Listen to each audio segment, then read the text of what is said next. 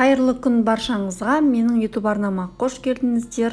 Бүгін өздеріңізбен қазақтың ұлттық тағамы наурыз көженің рецептімен бөлісетін боламын.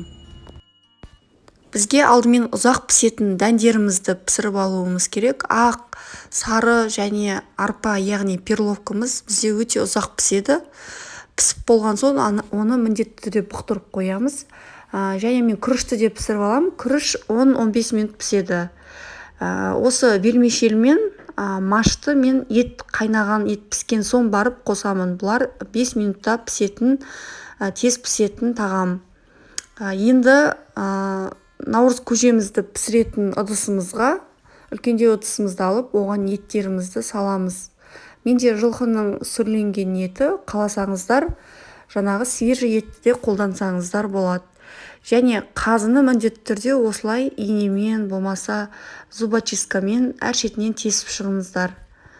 Оның үстіне салқын суымызды құйып, қатты отта қайнатып, осылай көбігін тазалап аламыз. Көбігі қайнап тазаланған соң орташа отта 2-3 сағаттай пісіріп аламыз. Менде мұнда етім пісті. Етімді сүзіп аламын.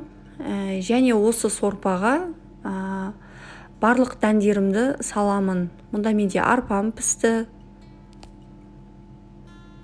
Күрішімді де пісірдім.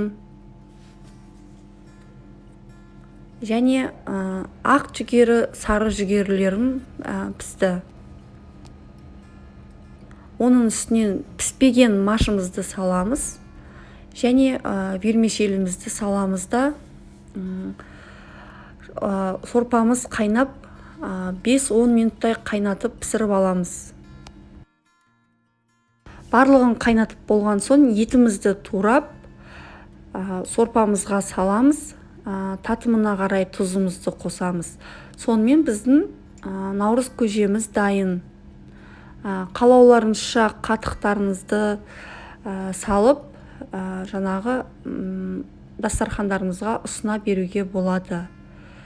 Өте дәмді тағамдардың бірі, әрі тойымды тағам. Менің рецептіммен жасауды сіздерге кеңес етемін. Өте дәмді шығады. Сіздермен болған дәмді мекен.